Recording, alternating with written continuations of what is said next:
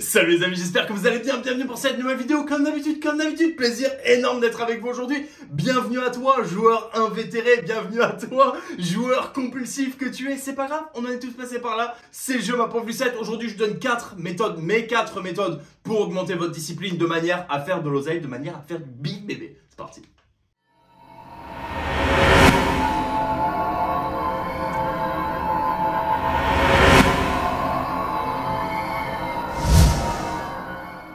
Ok les enfants, avant de commencer cette vidéo, je prends juste 30 secondes déjà pour remercier infiniment du fond du cœur et dire félicitations à tous ceux qui ont rejoint la formation depuis que j'ai lancé la promo énorme de 63% qui se termine vendredi à 20h heure française les amis, profitez-en. Vous pouvez en plus gagner une chance pour aller à Marrakech avec moi week-end, même week-end, 5 jours, absolument tout compris, grand luxe. Trading ensemble, resto, villa, majordome, chef cuisine, enfin bref, la grande folie. Vous allez vivre à l'Apollo pendant 5 jours. Croyez-moi, vous n'allez pas en revenir pareil. Bref.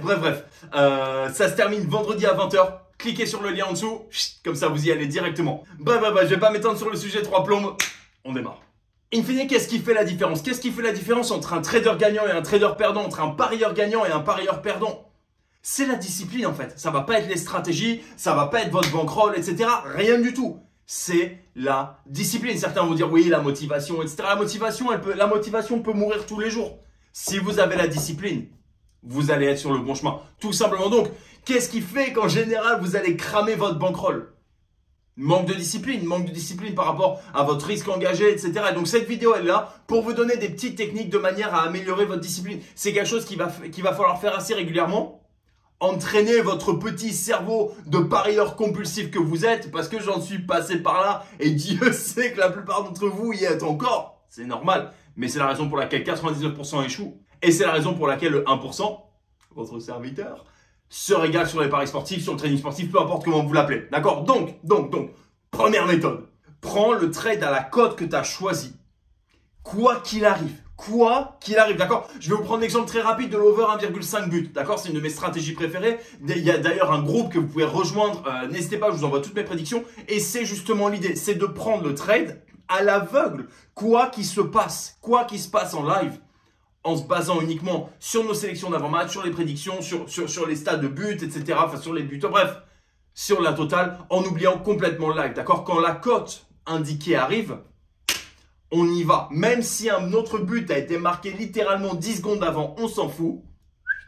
On rentre. C'est cette discipline-là qu'il faut avoir, c'est cette discipline-là qu'il faut acquérir. D'accord? Combien de fois, je vous donne l'exemple très simple.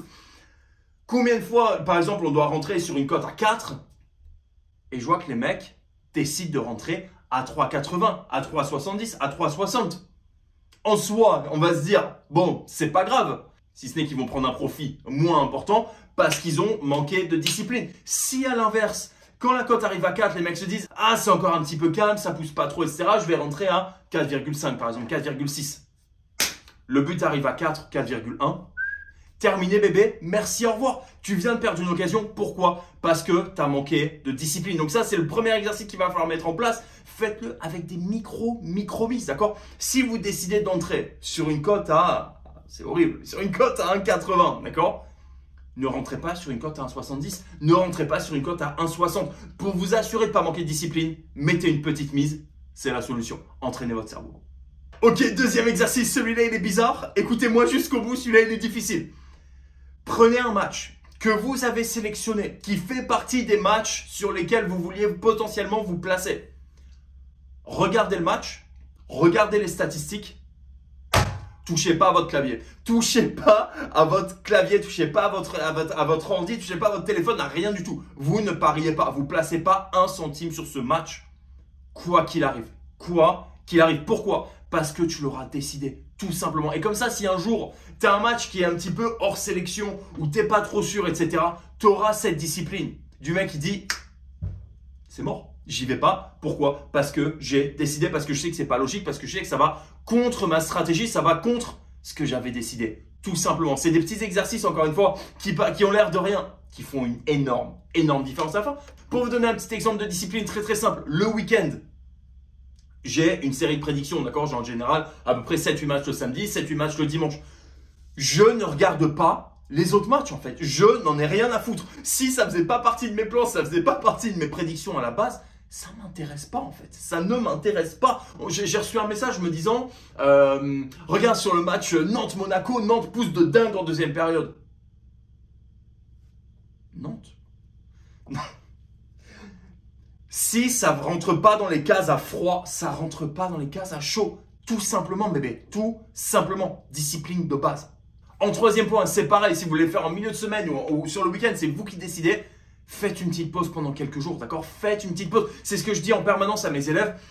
Tradez pas tous les jours, en fait. Ça fait du bien parfois d'avoir une petite journée de repos. Ça fait du bien de souffler un petit peu, refaire le point. Prenez une heure dans la journée. Faites vos analyses. Qu'est-ce qui s'est passé? Qu'est-ce qui s'est bien passé? Qu'est-ce qui s'est mal passé?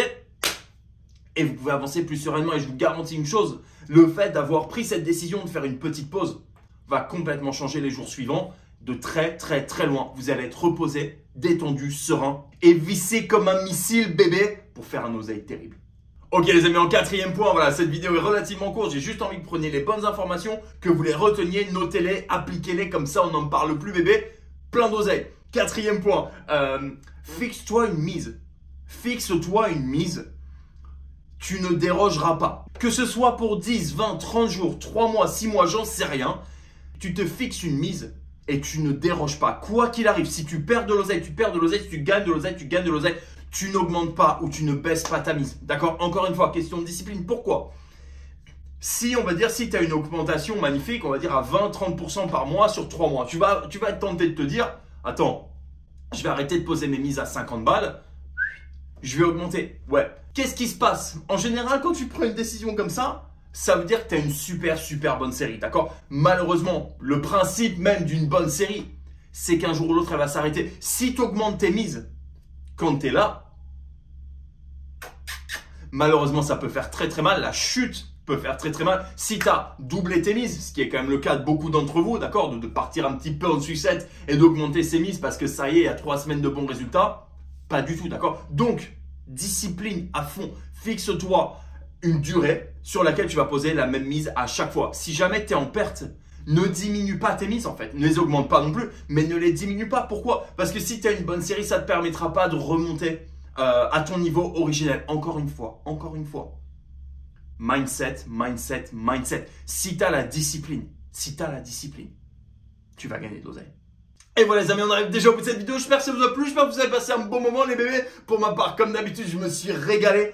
Tout ça, ça peut sembler super anecdotique. Pour autant, le mindset et la discipline, c'est comme les athlètes en fait. Ça se pratique tous les jours. Si vous voulez gagner de l'argent en fait, il n'y a pas 36 solutions en fait. Il n'y a pas de recette miracle. C'est de l'entraînement, c'est de la constance, c'est de la discipline. Voilà les amis, j'espère que ça vous a plu. Encore une fois, n'hésitez pas à cliquer sur le lien. Promotion qui se termine ce vendredi à 20 h. C'est juste une dinguerie. Je ferai normalement plus de promotions aussi énormes. Donc, profitez-en. Venez avec nous à Marrakech. Ça va être une dinguerie absolue. C'est là-dessus que je vous laisse comme d'habitude. Faites attention à votre position. Bon trading. Faites de l'oseille.